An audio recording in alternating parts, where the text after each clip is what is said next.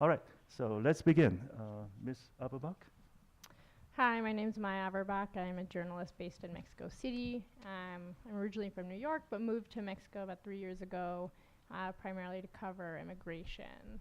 I think that in Mexico in particular, people like me, international journalists, are perhaps not the people best equipped to answer questions about why the country is so dangerous. Because really the targets of violence in Mexico are mostly local journalists who don't have the resources to get out when they're the targets of threats from cartels, from local government, or from anyone else who disputes the accounts that they have published, what they've said on the radio, etc. And the real grave issue is that we don't hear about it. There are journalists killed pretty much every month, and it is not headline news, neither in Mexico nor in the US, nor internationally. And so it's a problem that has continued for years with only the briefest mention in the press. So I'm going to read a brief excerpt from a piece that came out in February, published by a friend of mine, who was express kidnapped, which is a form of kidnapping where you're picked up in part because you were just in the wrong place at the wrong time and held. So her name is Paula Monaco Felipe. She's an Argentine journalist who's been based in Mexico for many years, who herself has written a book on the issue of disappearances, specifically on Ayotzinapa, which is a case in 2014 of 43 students who were held by local police and turned over to a criminal group and disappeared. They are presumed dead, but it's uncertain what happened to them. And so she's someone who's deeply aware of the situation in the country, and yet this is what happened to her last year. I'm translating from Spanish, so excuse the pauses. The armed men took us to a locked house. They interrogated us. They took our equipment and everything else when they could, including the gasoline from our car, our coins, a pack of gum. They emptied our bank accounts. They overdrew our credit cards. Now I'm going to do a small interview with you, one of them said.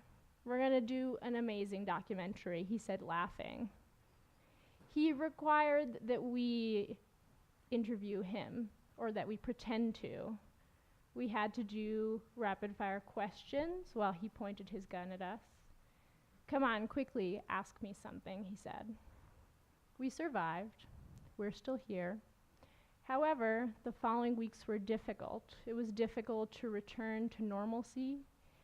And since then, I haven't really spoken about what happened to my family or my colleagues because of the fear that they'll judge me and think, you went looking for it. Now I ask myself, how is it that we have come to believe that it's normal to live like this, with the risk of dying always latent, and feeling always that we are to blame for the disgraceful thing that has happened to us? I was supposed to be working with the same team that she was working with that week. I was lucky because I was hired by Miriam's publication, the New York Times, and so instead I was tear gassed by the US government, which was much better, really. It would have been better if I had swim goggles, but I didn't, and the effects wore off briefly. And so one of the shocking things of then returning to a hotel to see your friends looking incredibly distressed is realizing that you might have been in their shoes because they were a half an hour driving away, and how lucky they were to be released with their vehicle so that they could leave the premises. Because in many situations, people are held for far longer. And there are a lot of amazing groups that are in place to try to help journalists. I went to a training held by the International Women's Media Foundation last month, and they will teach you with a bobby pin, shoelaces, and a bottle of water how to get out of handcuffs, duct tape, zip ties, back of a car. I hope to never have to use any of those tactics, and in all likelihood, in any situation in which I was actually held, None of my sort of quick elbow jabs are really going to help me. And yet I also have the backing of hopefully US entities, of international journalist associations, of networks of journalists who, unlike many of the journalists in Mexico, can help get me out.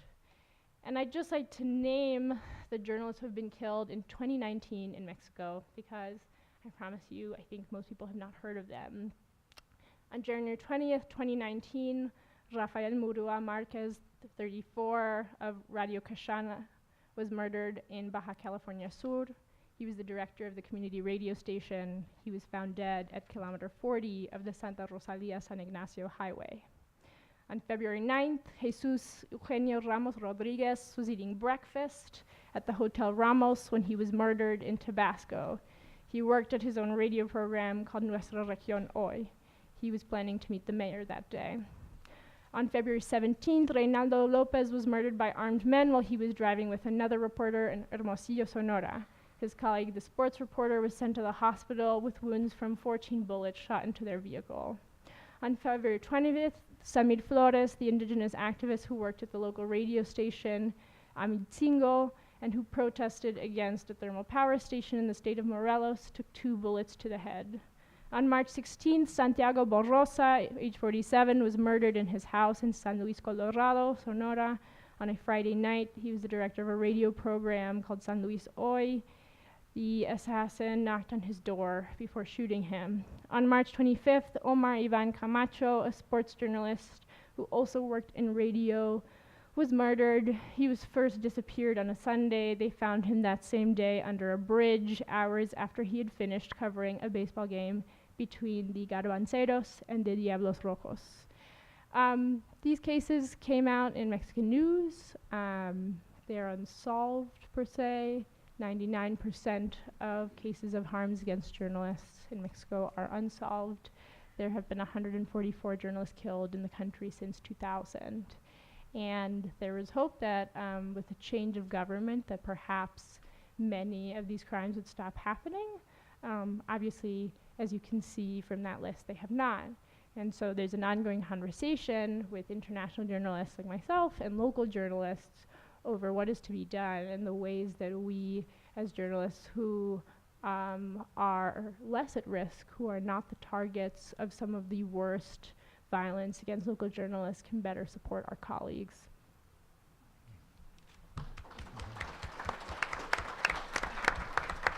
Thank you. Hi, everybody. It's really great to see everybody turning out for an early 9 o'clock in the morning panel, especially in the cold weather. And I hope there are some students here that are thinking about journalism careers, and of course that this doesn't scare them off, because it's a vital part of the society's system that can't be allowed to atrophy. I want to start, by the way, putting this in perspective a little bit. Years ago, I got to know a guy named Sebastian Junger, writer. I think he was working for Outside magazine and some other things. And he went to his agent. He was working on a book about the world's most dangerous occupations. And he came up with the obvious ones: coal miners, fishermen, truck drivers, all of whom have very, very high death rates on the job, right? And his agent was like, yeah, okay, I don't know, but I read this about this boat that sank off the, Gloucester.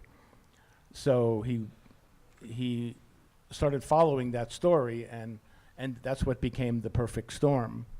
And he was like, how do I write a book about a ship that disappeared and no one ever heard what happened to them, and they didn't have any radio contact with anybody? So of course you've all seen the movie, I'm sure, with George Clooney, if you haven't read the book, which became a multi-million selling bestseller.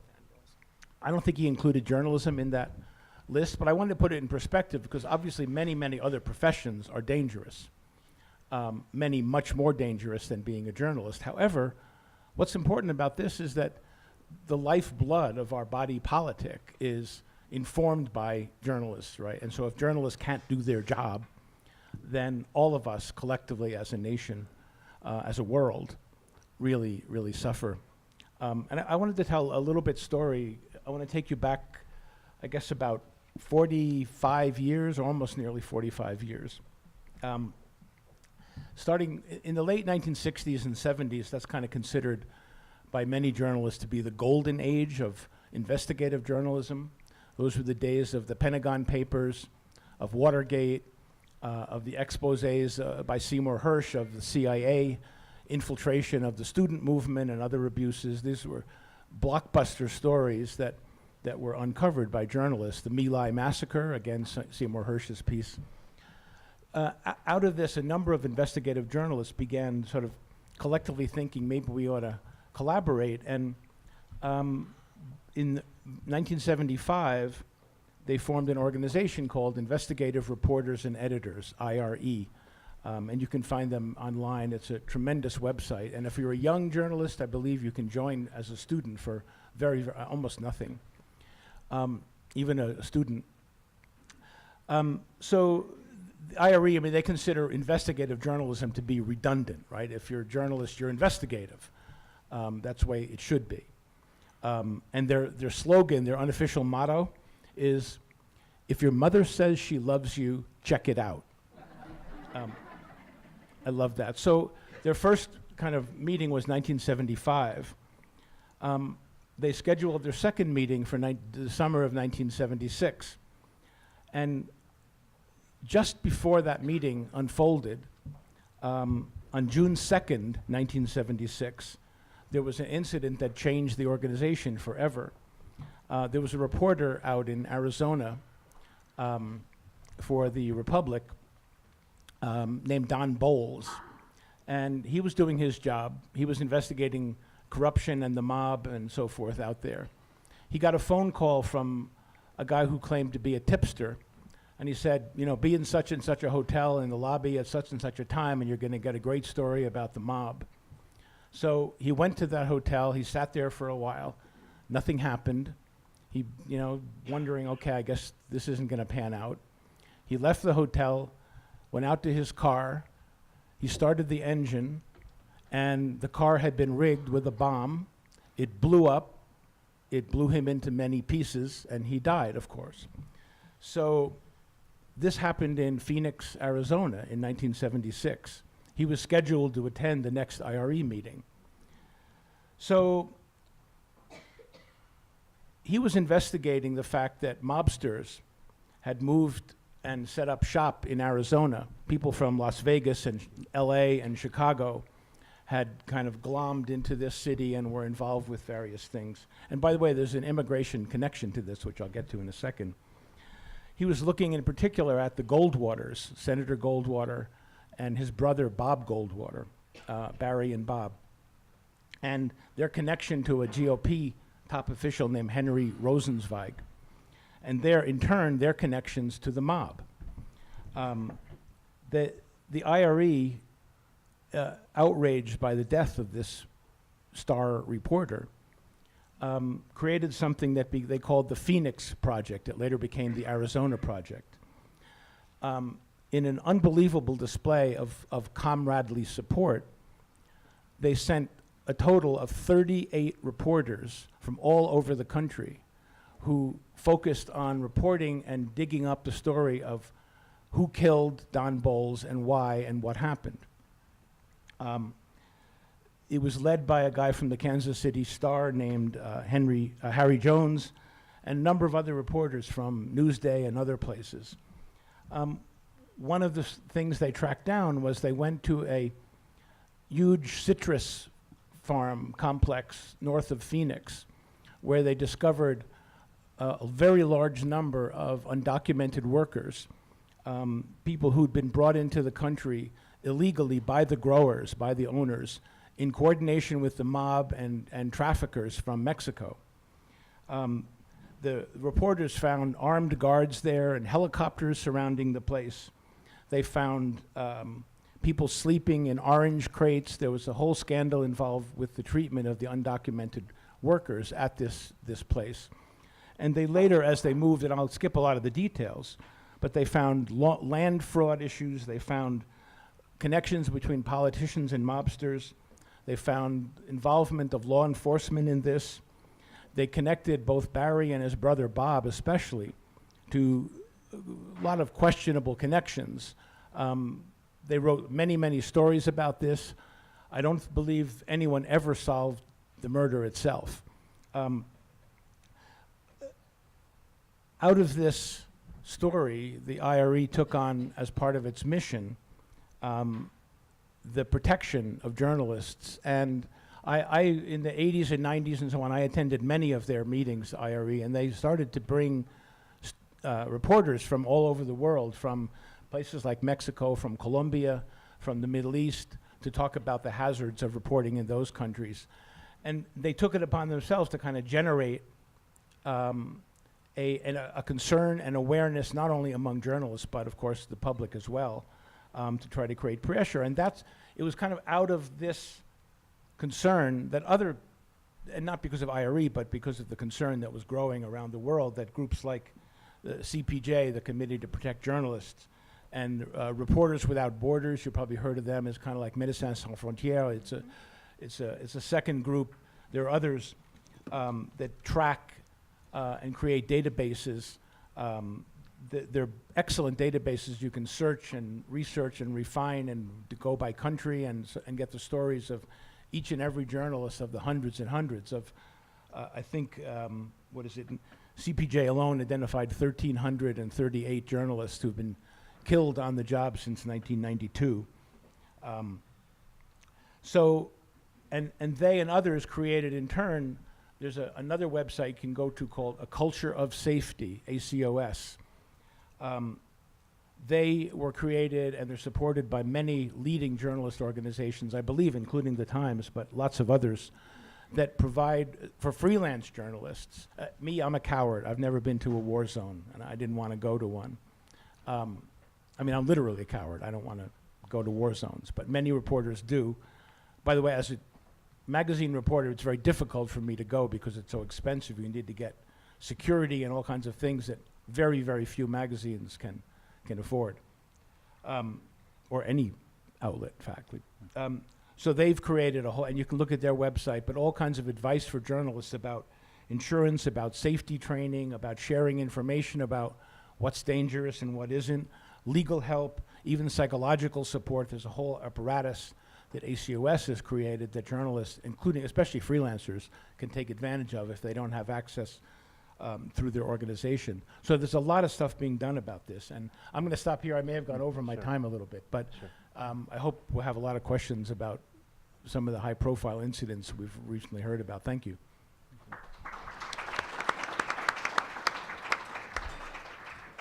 Thank you. It's great to be here. Oops, can you hear me?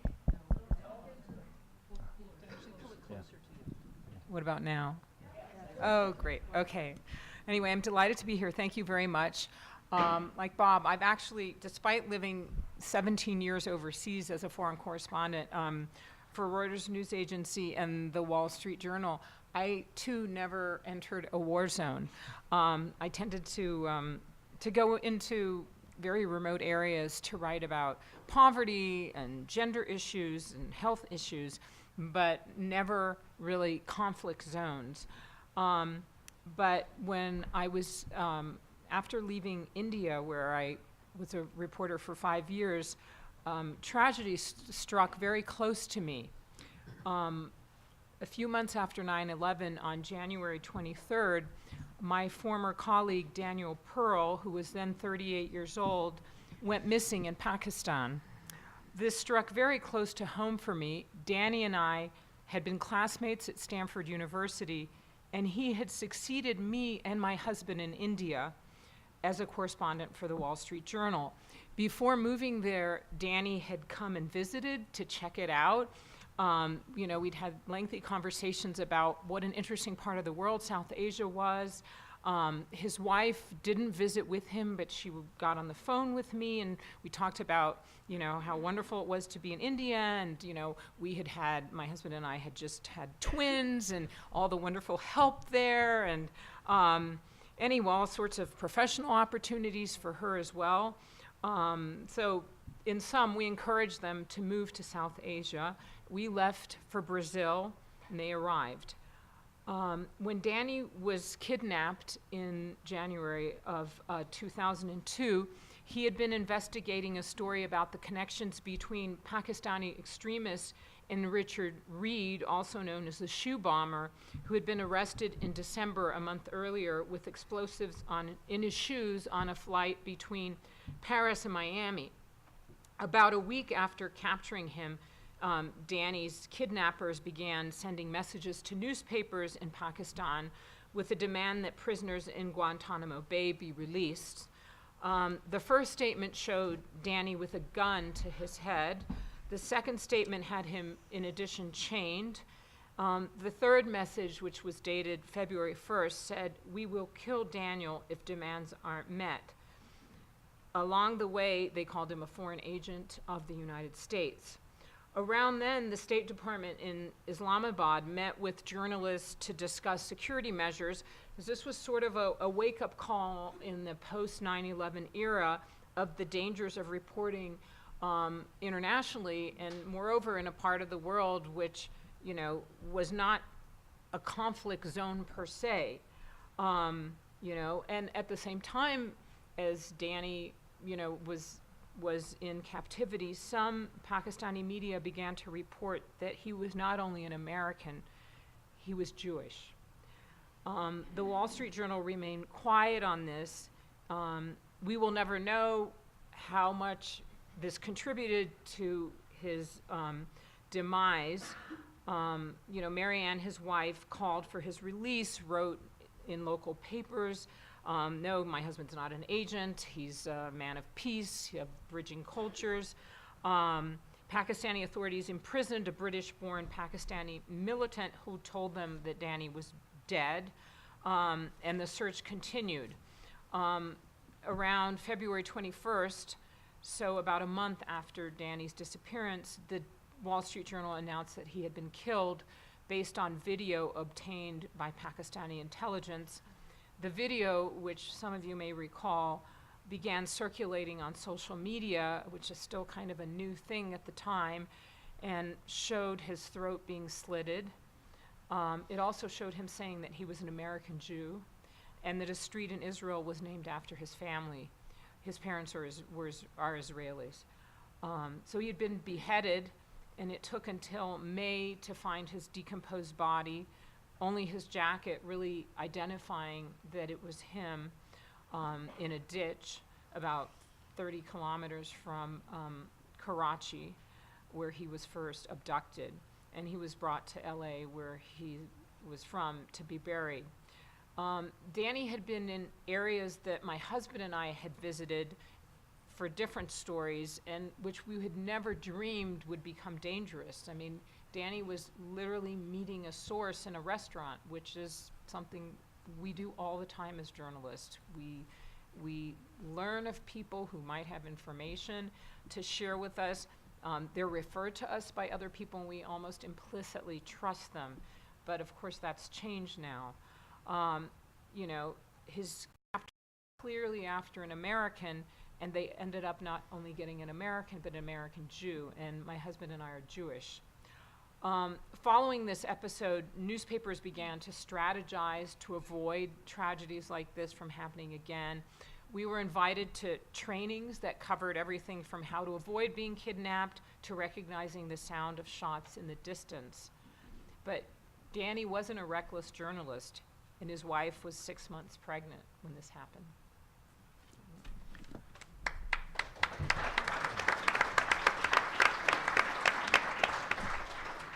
Go ahead.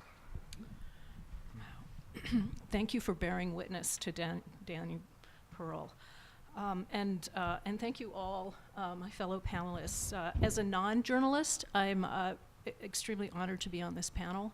I worked for 30 years as a diplomat, primarily in public diplomacy, which is, you know, reaching out, explaining U.S. policies and exchanges with people. I worked very closely with journalists around the world.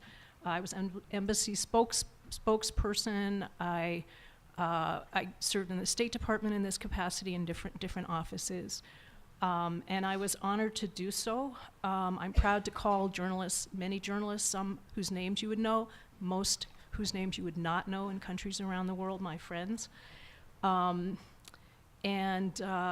I have a particular story also. When I first started my very first post, I'm a flunky diplomat in Moscow. It's summer, so the press spokesman, my boss, is on vacation.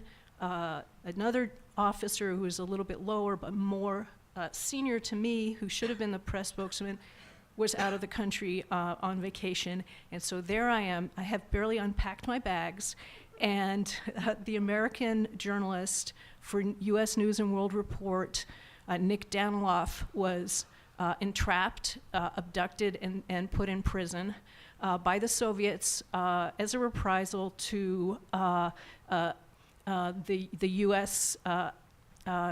Grabbing a Soviet businessman, in fact, as a spy. So the Soviets needed someone that they could use as a pawn. So journalists are not only, attacked, abducted for their reporting, but also for who they are, because journalists are very visible. They ask the probing questions. They have always been the thorn in this. You've got your arm up. No? Okay, I thought you had a question, sorry. And they've been persecuted from the beginning of time. They've been labeled things like yellow press, enemies of the people. They've been tortured, murdered for doing their jobs, as we've heard. But asking the types of questions that people and governments don't want asked, but that we need to ask. It's always been hard to be a journalist, but in a divided and closed society, it's even harder. They're the first to feel the repercussions when regimes turn authoritarian. Think Russia, Turkey, where the highest number of journalists now were in prison this last year. It's even harder with today's social media, I would argue, because it allows anonymous attacks, intimidation, death threats, and harassment, especially of female journalists. So according to the Committee to Protect Journalists, which Bob mentioned, the CPJ, there's a profound global crisis of press freedom. They reported that 53 journalists were killed this last year, including 34 in reprisals for their work. So more journalists were killed not in conflict zones, but because of what they were doing and what they stood for and the questions that they were asking for reprisals. No region of the world is exempt. We heard from Bob, but as we know, the Capital Gazette in Annapolis, Maryland this year was attacked, and journalists and staff killed. The Universal Declaration of Human Rights states that freedom of opinion and expression is a right for everyone. We need to keep supporting those and make sure that we, and those of you out in the audience, if you're looking for causes, weigh in to keep this open expression and allow people to do their jobs, those who we know and those who we don't know in Mexico and around the world. In the past, Western governments have united for journalists' rights and safety. They continue to do that. And the US was a global leader. Sadly, it seems like this has changed. When we call journalists enemies of the people, and we call news that we don't like fake, then we're creating the climate in which journalists are apt to have more reprisals, and governments are going to feel that they have less accountability. So I think that in this atmosphere, we all need to do our part to try to help these organizations, some of which Bob has mentioned, and I hope that we can have a discussion about this. And one of the things that I know that we can all do is to reach out to your congressmen and senators, because along with the US State Department, the congressional representatives have been strong defenders of human rights around the world, and whether journalists are imprisoned or are the climate is closing in a given country, they are pressuring. And to get back to the title of this that brought in Khashoggi, it's the US Congress that's really been pushing for action to try to keep Khashoggi's name alive, and his and the atmosphere that created what happened to him not possible in the future. Thank you. All right, thank you very much. And I think it's time to continue our discussion by inserting some of your questions. The first question is for Maya. How can Mexican journalists be protected? Is there any institutional, national level protection? I think if there was as much international outcry and pressure for every Mexican journalist killed, that there would be more results in investigations and more people would be held to account. I also think that if there were more resources directed at local journalists, that they would have a different set of protections. You know, and that's all sorts of trainings to ensure their safety. That said, there are journalists on the list I mentioned who were under federal protection programs and who were killed anyways, which just speaks to how ineffective those programs are.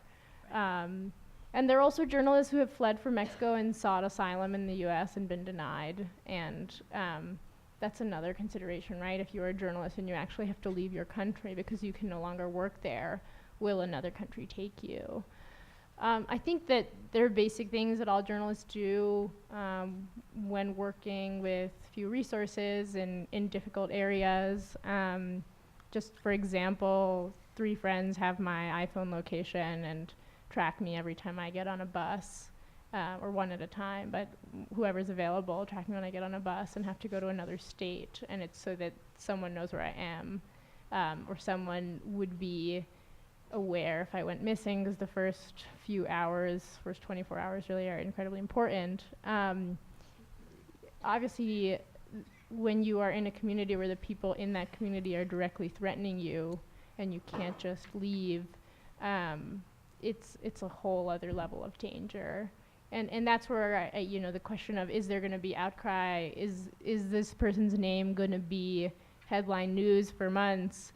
Is a key question. And at the moment, the killings of journalists have become so routine in places like Mexico that they can just happen and there's no consequence for anyone who tries to threaten a journalist. Could I just add something to that? Because I think it's great that journalists are given strategies to protect themselves. But I also find it, you know, what really needs to happen is somehow the broader atmosphere that allows these attacks to happen, and that these people and journalists to remain nameless has to be changed. Because in a way, it's like blaming the victims, like you didn't protect yourself well enough. When I came into the Foreign Service, it was not long after the Iran takeover of the U.S. Embassy, bombings in Beirut. You know, diplomats there were planes that were hijacked, and we were taught, you know, strategies to, you know, what you should do if you're in a hijack situation. They would not have helped. I mean, there's psychological things, but the main problem was, you know, the underlying forces that created and supported that. So I think that's what we need to get at. All right, before moving on, to clarify, Maya, who are those killers? Are they members of the criminal gangs or drug cartels or even the police officers of Mexican government behind these killings? You know, if those cases were solved, I would have the answer to those questions, but they're not. There's an ongoing problem in Mexico often about, you know, sort of collusion between local government and organized crime, and so people have run afoul of powerful actors who sort of straddle the line between belonging to government and belonging to organized crime groups. Or it's very hard to say exactly where they were at fault. Often cases we've seen are ones in which people have spoken out about corruption, who they've named specific actors involved in crimes, be they torture or you know, stealing public funds. Sometimes it's unclear exactly what people wrote about that led them to be attacked, but often we are looking at cases of journalists who are sort of denouncing people in positions of power, who are then attacked by those same individuals, though it's very hard to draw the direct line between the people they've spoken about and the people who kill them. All right, thank you. Another question. Any of us could answer. What drives you to risk your lives as a journalist? Why do you feel passionate about this? I think I've already explained that I have no intention of deliberately trying to risk my life. But in fact, the only time I ever really felt afraid as a reporter was when I was writing a series of investigative reports for Rolling Stone about the NRA. And I know that sounds dumb, but I was worried because I was getting leaks from a crazy faction of the NRA about an even more crazy faction of the NRA. And one of the leaks I got was a list of the home numbers and addresses of all 51 or 76 members of the board of the NRA. So I started calling each one of these members of the board, asking about the politics inside the organization. And as you would imagine, that created quite a stir, and I started getting threats from NRA types, from actual board members, I should say. And they sent out an email warning the whole board, don't talk to this reporter if he calls you. I didn't really take any of this stuff that seriously. I don't know. I didn't. But when I went to Iran, I went to Iran in 2009 to cover the Ahmadinejad re-election effort, when there was widespread charges of fraud and a gigantic counter-protest movement of millions of people called the Green Movement began to protest what they said was fraud in his re-election. What really struck me was how many people said I was risking life and limb to go to Iran. I think that I didn't feel that way at all. I never felt more safe than when I was in Iran, even when I was in the middle of crowds. I never, as an American, now if you're an Iranian journalist, or especially an Iranian-American journalist, a journalist with Iranian connections, there are problems. I hosted an event at a film festival down in New Jersey with two journalists from Iran, Roxana Sobari, who's an American journalist with an Iranian background, who was arrested and imprisoned, and Omid Mamarian, who's an Iranian blogger. He was arrested in 2004 and she in 2009. Both served several months in Evin prison in Tehran until they were released. We had the film we were showing was Jon Stewart's film called Rosewater. You probably have seen that, about the arrest and imprisonment of Maziar Bahari, who was a Newsweek reporter, who spent I think 5 months in Evin prison and was eventually released. He was kind of used as a pawn in the big negotiations, etc. I felt perfectly safe there, and like I said, I've never been to a war zone, so I don't know. The answer to my question is I don't want to risk my life, and I have unbelievable appreciation for the reporters who do that. Anyone else to? Well, I add? mean, I think also just in a very simplistic way to answer that, I think that most reporters are quite idealistic, and what they seek to do is bear witness and enlighten the world about what is happening. And there are some journalists who have personalities that lend themselves to being in conflict zones, perhaps. But I think that bottom line is that they are there to inform, to witness and inform. We have 2 more questions. At first, I thought, the audience members writing this question perhaps misspelled when they tried to write Joseph Stalin, Adolf Hitler, Benito Mussolini, or Vladimir Putin. But actually, when I double check, it is right. Okay. How big is the threat to journalism by President Trump, who verbally abuses journalists daily? Another question is, how has your work changed after being declared the enemy of the people? That's why I wondered. From the President of the United States. Anybody? Well, let's put it this way. For the first time ever, the New York Times has hired a vice president for security. It was just announced this week. And the point is, I think, to ensure that we are safe in New York and in bureaus. Like I'm based in Los Angeles. In fact, there are some people in the Los Angeles Bureau who prefer to work at home now more than ever because, yeah, you never know. I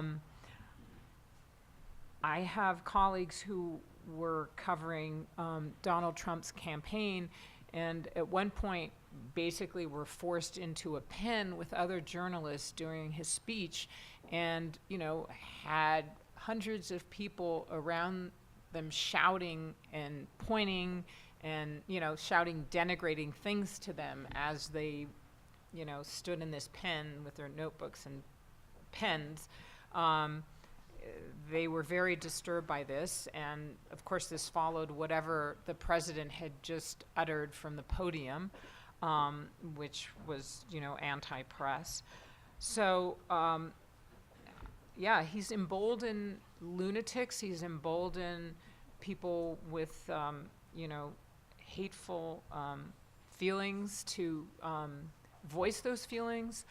I often wake up in the morning, and before I even have my first cup of coffee, I find, many emails from people who disagree with what I wrote. And honestly, I try to write without expressing an opinion because I'm not I'm not an opinion writer. I'm supposed to be a neutral reporter.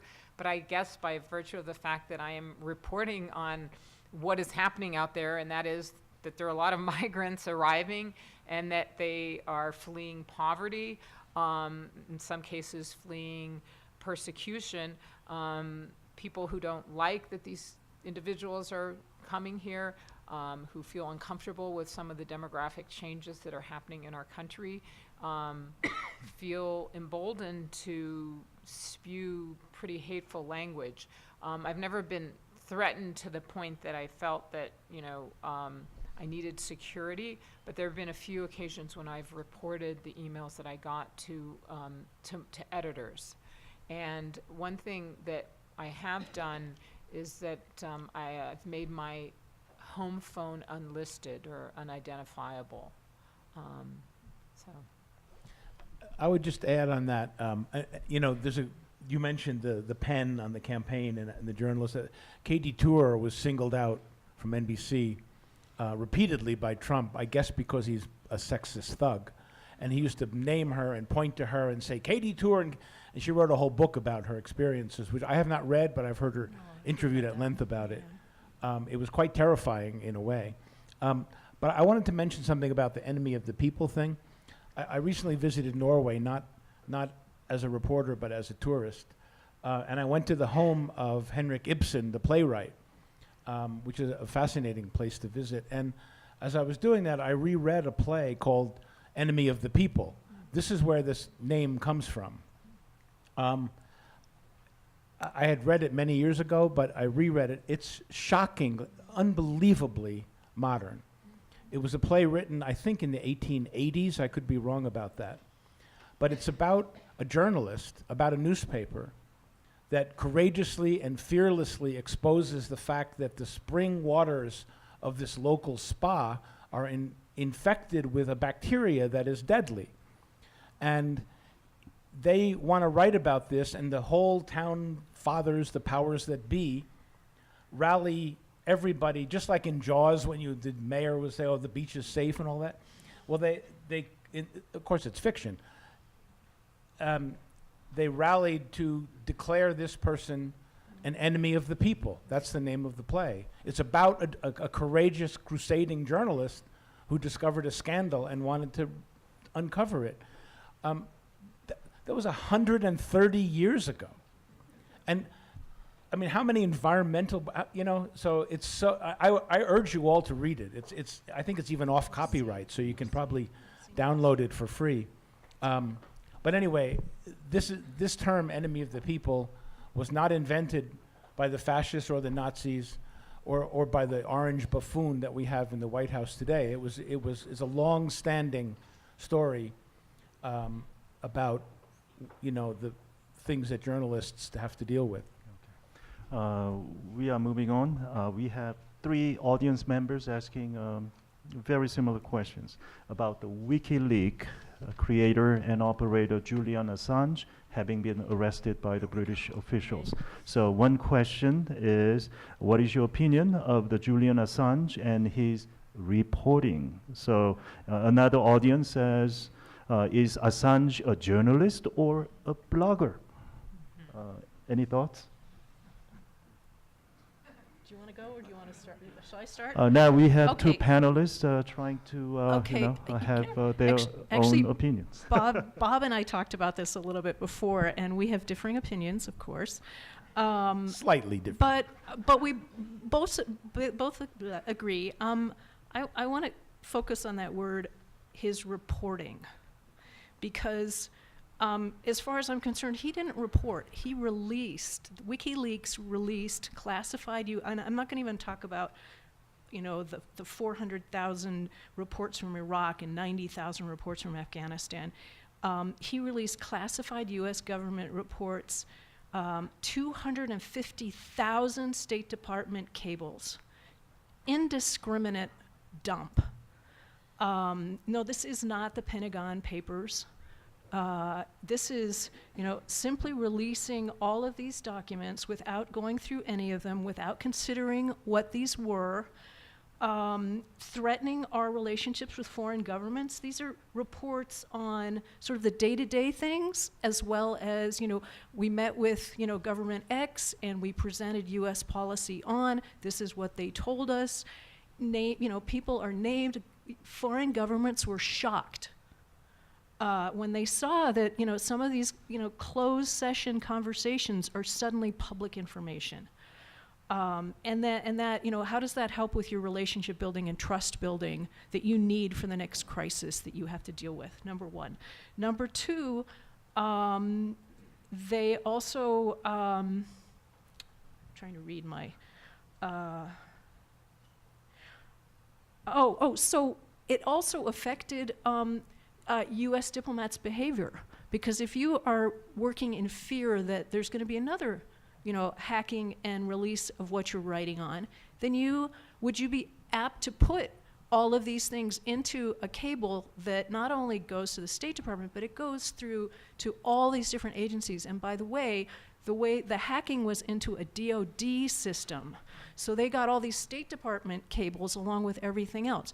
So that started, put a huge damper on people reporting what they were doing, because the fear that this would get known. So that potentially also leads to, you know, complicating our relationships, because we're not even talking, you know, we don't have a clear picture of what we're doing within our US government on a given issue. And when you think of the range of people that are working in, you know, from diplomats, intelligence agencies, defense, and they all have pieces that need to be seen all together. That's another thing. And the other thing is that they endangered people's lives, because there were cables, you know, that actually named names of sources, of people that, you know, in a closed society you don't want to have named, you don't want to have. And so, you know, I can't name any instances, but I know that there were arrests, there were reprisals against individuals overseas because these cables were made public.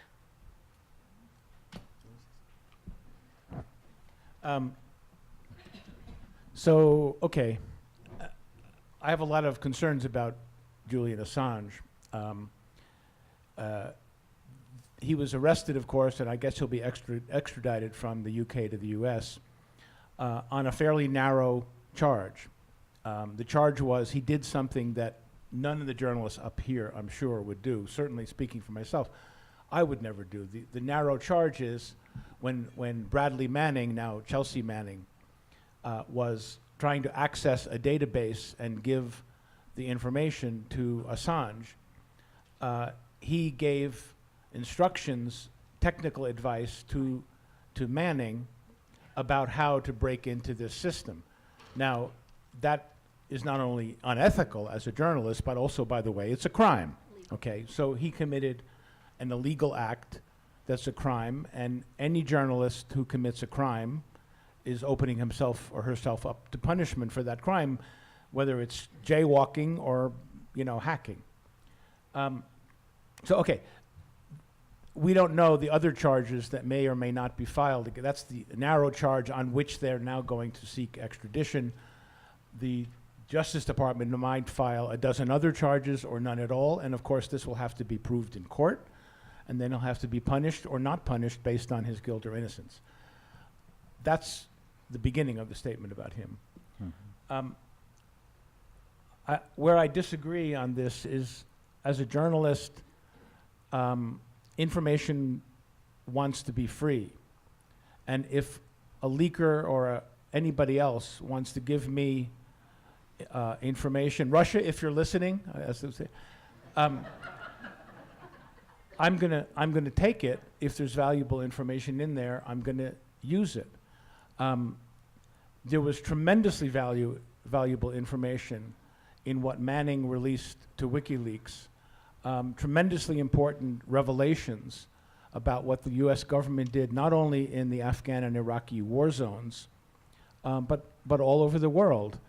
And if diplomats don't want their stuff to be released, then they better take better precautions about not releasing it.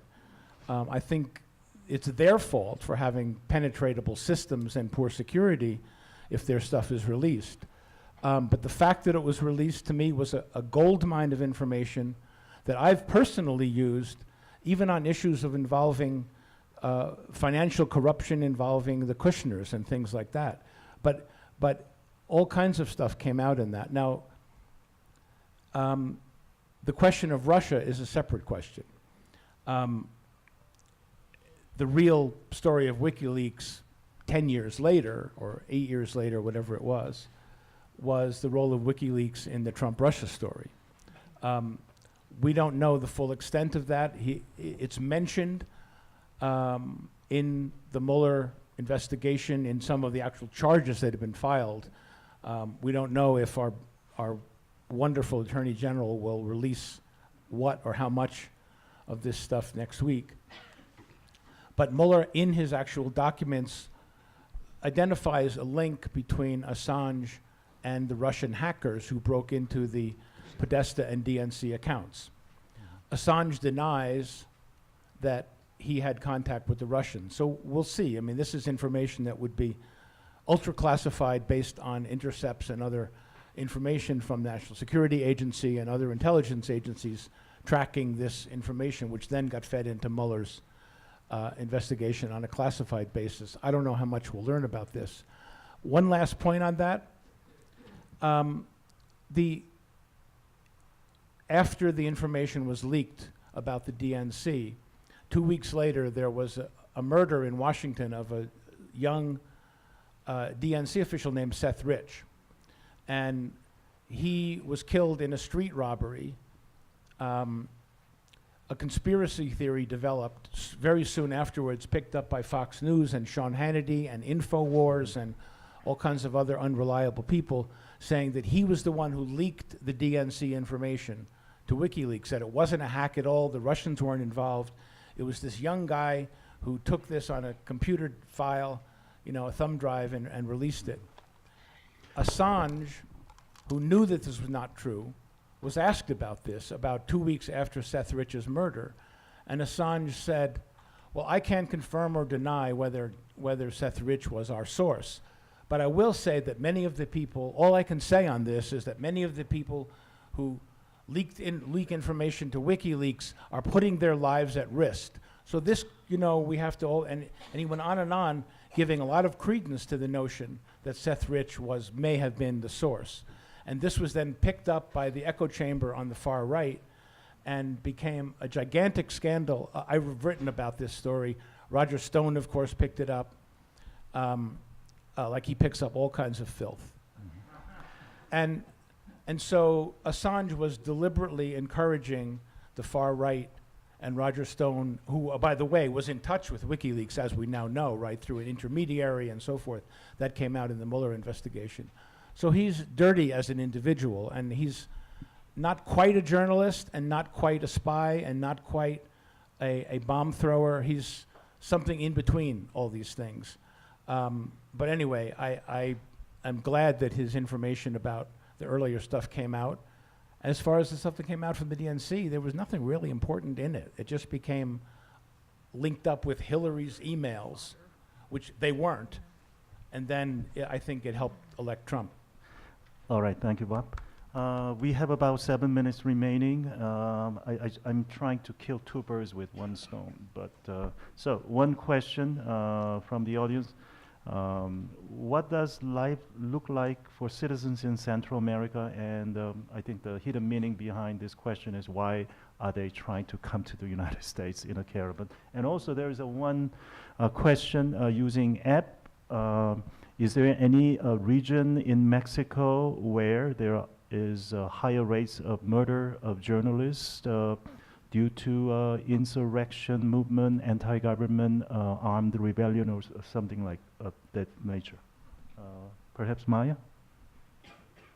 I think just to the second point, there are many different sorts of anti-government movements in Mexico. I don't think that those are the primary reasons for the killings of journalists. I think one of the examples I mentioned was a journalist activist or a radio journalist, Samir Flores, who is against, is an environmental activist. I know we do see a lot of those community radio programs across Latin America. They're very important as sources of news. And I think that in Central America and Mexico, we have seen that there are crackdowns on those land rights defenders, and when their roles cross over to that of journalists who are speaking out about the issue, that's also a major issue. And then why are people coming? Central America is a region that has for many years been in very difficult conditions. People often come because they're fleeing gang violence, they're fleeing state violence. There's a high level of crime. That means people might have been extorted by local gangs, and those crimes are generally not solved, often due to a high degree of corruption. There are also people who are living in extreme poverty. A lot of the migration we've seen recently is from the Guatemalan highlands. These are people who come from farming areas where they've been affected by climate change, where they're trying to support many of their kids, and where efforts to migrate previously have left them in severe debt, which means they only try to migrate again. And there are also cases that we see of people fleeing violence in their own homes, where sort of the external factors that make communities buckle under pressure also means that they're living in abusive households from which they can't escape unless they leave the country.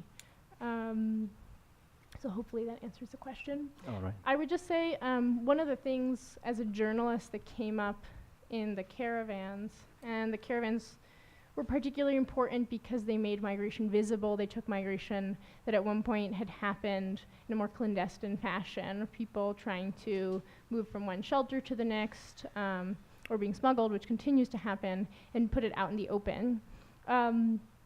Which was incredibly important for the conversation that we have around that sort of migration. Because if you think of the October caravan, it was some 7,000 to 10,000 people, which is a significant number of people, but also not that many. And yet, the amount of coverage of that caravan meant that we started a national conversation, or perhaps an international conversation around why people are coming and whether they should be kept out. One of the actions that happened against journalists after that is that there were journalists who were then prevented from doing their jobs for having participated in caravan coverage, specifically photographers, freelance photographers, but who worked for outlets like the AP and the New York Times, who were later barred re-entry to Mexico. It's thought that that happened because, in part, of US government action in coordination with Mexico. There's a list that came out from the Department of Homeland Security that was published by NBC San Diego that had 50 people who were supposed to be extra interrogated. They are suspected organizers, coordinators, instigators, and the media. Included 10 journalists who were either prevented from traveling to continue doing their jobs or pulled into secondary screening and told to hand over all the information on their phones and computers. And that, for me as a journalist, is deeply troubling. It means that that journalists are being conflated with activists.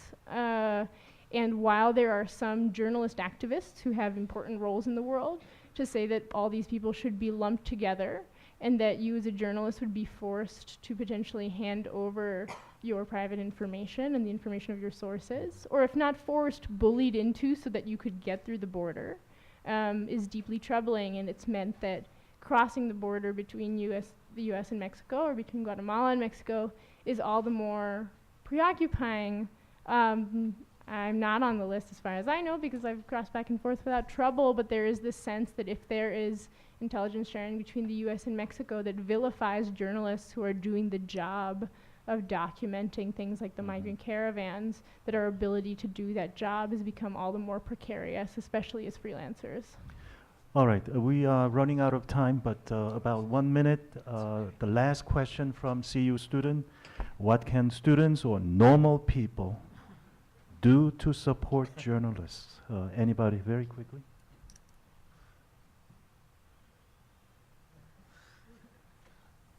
Buy publications.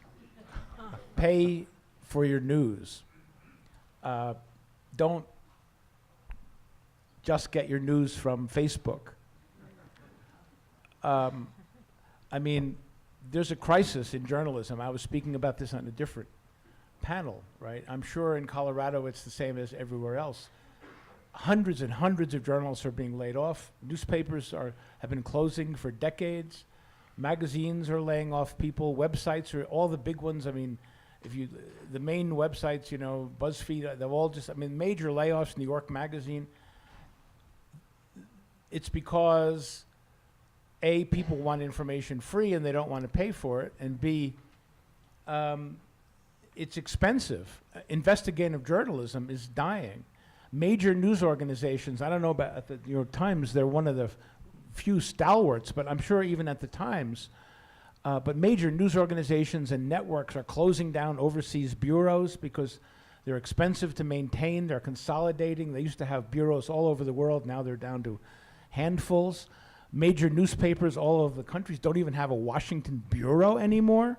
When I was covering Washington at first in the early 90s, every single newspaper had stringers in Washington following their congressman around. Nobody does that anymore. Nobody. They rely on Reuters or AP or consolidators. So the journalism world is in deep, deep doo-doo. And so if you want to support journalists, the answer is support journalists. You know, subscribe to the New York Times. It's $100 for a year for the online version or something. I don't know. It's a bargain. I mean, the Washington Post, the same thing. Many other publications put up paywalls. Pay them. Yeah, I mean, I hear all the time from very educated people like, oh, I've run out this month of my 10 free articles. It's so disappointing. Yeah, really. You know? I mean, I'm sorry. No, that's it. I mean, Mother Jones did an article once, you can look it up, as Casey used to say, about the investigative report that the New York Times Magazine did about the hospital in New Orleans after Katrina, where a lot of patients died because of malfeasance and errors and other kinds of things. And Mother Jones did a report that it cost the New York Times $400,000 for that one article. They had to pay a reporter for 2 years. Her salary, I think, $90,000, whatever it was twice that, plus the editors, plus the lawyers, plus the travel, plus $400,000 to produce one story for the New York Times Sunday magazine. That money has to come from somewhere. It's not coming from George Soros. It's not coming from Sheldon Adelson, right? All right. Can thank you very much. I just add one thing? Yes. In terms of personal activism, find out which congressmen, senators are supporting specific acts to, for example, keep Jamal Khashoggi's, push back on Saudi Arabia through the Magnitsky Act. Find out if your congressman is part of that, and if he or she is not, weigh in. Look at, there are specific people around in our Congress who who are known for supporting human rights, including the rights of journalists, and look at what they're doing, and then get involved and push your particular representatives to also be involved. Right, and there's the Committee to Protect Journalists based in New York, and I'm sure they'd love a couple of bucks from you if you can spare. All right, thank you very Committee to much, Protect and give them big Journalists. hands. Thank you very much, ladies and gentlemen.